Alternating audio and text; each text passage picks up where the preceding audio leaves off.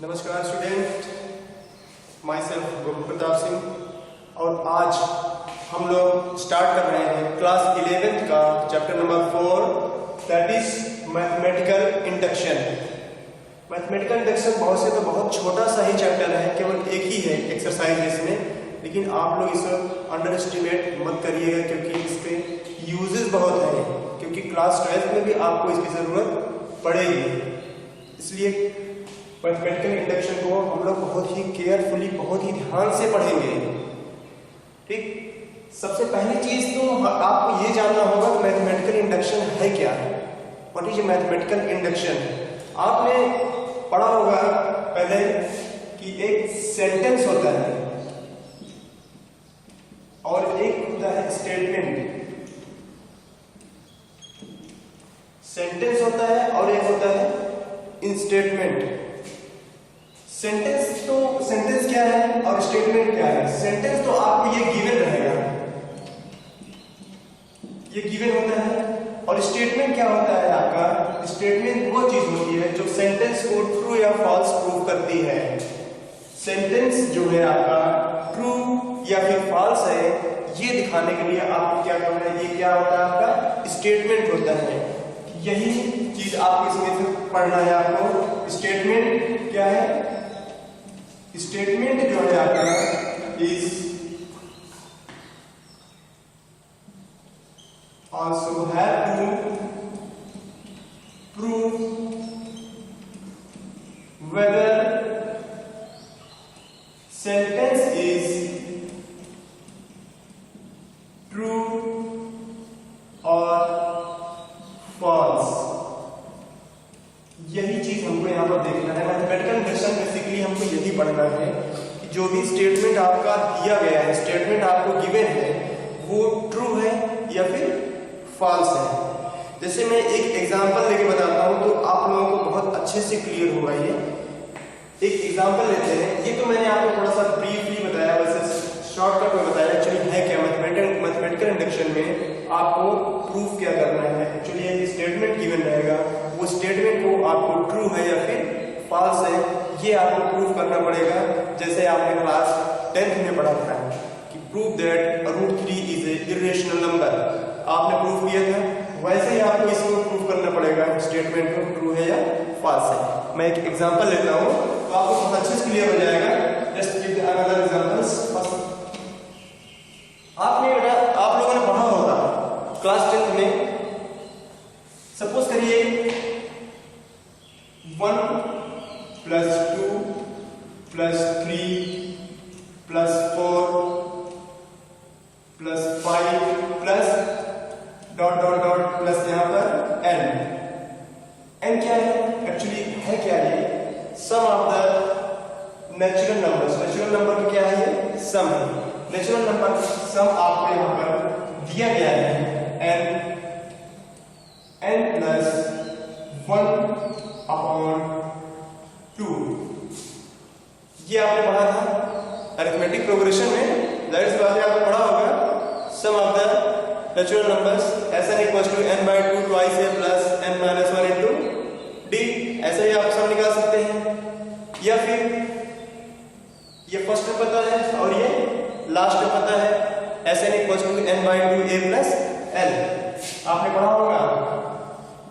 Sn = n/2 a plus l, ऐसे पढ़ा होगा आपने। Sum of the numbers consecutive natural numbers from 1 to n तक। Sum of the natural numbers का sum कितना है? n + 1/2। उसी के लिए हमको यही चीज प्रूव करना है with the help of the principle of mathematical induction कि क्या ये स्टेटमेंट जो आपने यहाँ पर लिखा है ये सही है, दिस इज करेक्ट और नॉट। आप लोग क्या करेंगे? इसको n के टर्म में दिया गया है, यहाँ पर लिखेंगे, यहाँ पर this is Pn = 1 + 2 + 3 + 4 + 5 n + 1/2। Correct. अब यहां पर चीज देखिए आप, फर्स्ट टर्म यहां पर क्या है? 1। फर्स्ट टर्म यहां क्या है? 1। अब आपको करना क्या है? इसमें स्टेटमेंट ये सही है या गलत है, इसको मैं क्या करूंगा? एक तरीके से एक एग्जांपल लेता हूं। ये तो आपके बुक का एग्जांपल है, ये बुक में जो आपको क्वेश्चंस दिए गए हैं उसके बेसिस पर है। अगर मैं डायरेक्ट मैं यहाँ से करूंगा तो शायद आपको समझ में कम आएगा, इसलिए पहले चीज मैं यहाँ से एक चीज देखता हूँ यहाँ पर कि अगर आपको यहाँ पर क्या दिया गया है n, यहाँ पे n दिया गया है। अगर मैं सम ऐसे लिखता हूँ, sum of 9 natural numbers, 9 natural numbers start from 1, 1 से लेकर 9 तक का हमें क्या करना है, इस पे सम चाहिए मुझे। आप लोग कैसे लिखेंगे इसमें 1 प्लस 2 प्लस 3 प्लस यहाँ लास्ट में क्या लिखेंगे आप 9। इसका मतलब यहाँ पर ये क्या आएगा n इक्वल्स टू आपने कितना पुट कर दिया है यहाँ पे 9, n की वैल्यू आपने क्या पुट की यहाँ पे 9। अगर मैं यहाँ पे 9 पुट करूंगा तो यहाँ पे क्या आएगा 1 plus 2 plus 3 plus dot dot dot plus यहाँ पर 9 इक्वल्स टू, और यहाँ कितना आएगा n की वैल्यू कितनी है आपने पुट किया है 9, पुट करते हैं यहाँ पे 9 प्लस 1 अपॉन 2। अब इसको तो हम इजीली सॉल्व कर सकते हैं, इसको हम इजीली सॉल्व कर सकते हैं, राइट। अगर मैं इजीली सॉल्व कर सकता हूं, इसकी वैल्यू ऐसे आएगी, कितनी आएगी इसकी वैल्यू सॉल्व करके जरा चेक कर लिए 9 into 10 अपॉन 2, 5 से 10 कितना है ये 45, ये है आपका 45। अब बताइए 1 प्लस 2 प्लस 3, अब आप एग्जाम में क्या इसका सम देखने के लिए बैठेंगे एग्जाम में, क्या इसका सम निकालेंगे कि दोनों बराबर है या फिर नहीं है, नहीं, कुछ ना कुछ उसका क्राइटेरिया होगा। ये तो बहुत छोटा सा नंबर लिया मैंने, सपोज करिए हमारे 99 ले लिया, तो क्या 1 प्लस 2 प्लस 3 डॉट डॉट 99 का सम निकालेंगे, नहीं। तो इसके लिए क्या यूज करेंगे हम लोग, इस PMI से हम लोग ये प्रूफ करेंगे कि क्या इसका सम ये 45 के बराबर आएगा या फिर नहीं आएगा। उसके लिए कंडीशन क्या होगी, सबसे पहले जब हम लोग वहां स्टार्ट करेंगे तो वहां पर एक n की वैल्यू, यहाँ पर पहला स्टार्ट कैसे करते हैं, पहले आप यही लिखेंगे केस फर्स्ट। पहले क्या प्रूफ करेंगे एग्जाम में n इक्वल्स टू यहाँ पर 1, पहले 1 के लिए चेक किया जाता है कि क्या 1 के लिए लेफ्ट हैंड साइड और इधर का राइट हैंड साइड दोनों आपस में सिमिलर हैं, इक्वल हैं। यहां पर अगर मैं 1 लिखूंगा, 1 मींस फर्स्ट टर्म, ये कौन सा टर्म है n इक्वल्स टू 1 लिखा मैंने, ये फर्स्ट टर्म आया। फर्स्ट टर्म कौन सा है यहाँ पर 1, ये हो गया आपका 1। अब इधर n की वैल्यू पुट करिए 1 plus 1 upon 2 equals to 1 into 2 upon 2 से 2 कैंसिल, कितना है 1। देखिए 1 और 1 क्या हो गया, इक्वल हो गया।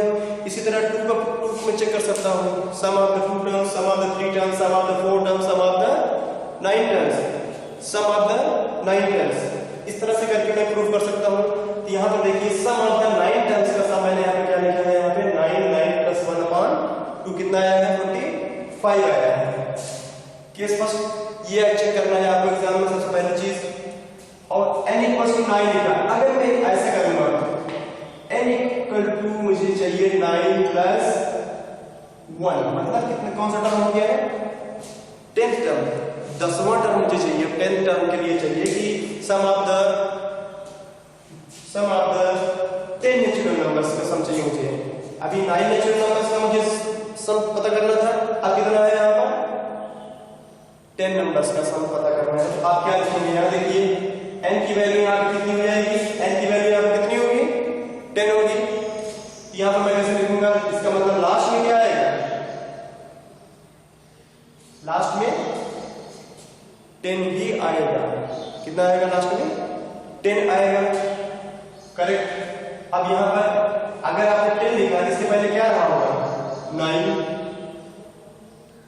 राइट 8, ऐसे यहां से आते हैं, यहां पर क्या है हमारा 1 प्लस 2 प्लस 3, ऐसे ही आया होगा ये 10 टर्म। अब यहाँ पर देखिए इस टर्म का यूज क्या है, यहाँ पर सबसे इंपॉर्टेंट चीज जो मैथमेटिकल इंडक्शन में होता है वो सेकेंड और थर्ड टर्म होता है। जो केस सेकेंड होता है और केस थर्ड होता है, दैट इज वेरी इंपॉर्टेंट। सबसे इंपॉर्टेंट वही, क्योंकि वही टर्निंग पॉइंट है, इसी से प्रूफ ही होता है। पहला तो सब प्रूफ कर लेते हैं, पहला बहुत सिंपल है, कोई प्रॉब्लम नहीं सॉल्व करने में किसी को। तो यहाँ पर आपने क्या लिखा, 1 + 2 + 3 8 + 9। अब यहाँ पर देखिए इतने टर्म का सम आपने कैलकुलेट किया है। अब देखिए सेकेंड टर्म n = 9 का यूज क्या है, सेकेंड टर्म का यूज क्या होगा, n = 9 का यूज क्या होगा। अब मुझे इसका सम निकालने की जरूरत नहीं है। 1 + 2 + 3 कितना आया है, यहाँ पर देखिए 9 9 + 1 1 2 = कितना आया है, ये 45। हाउ मच, 45 आया है।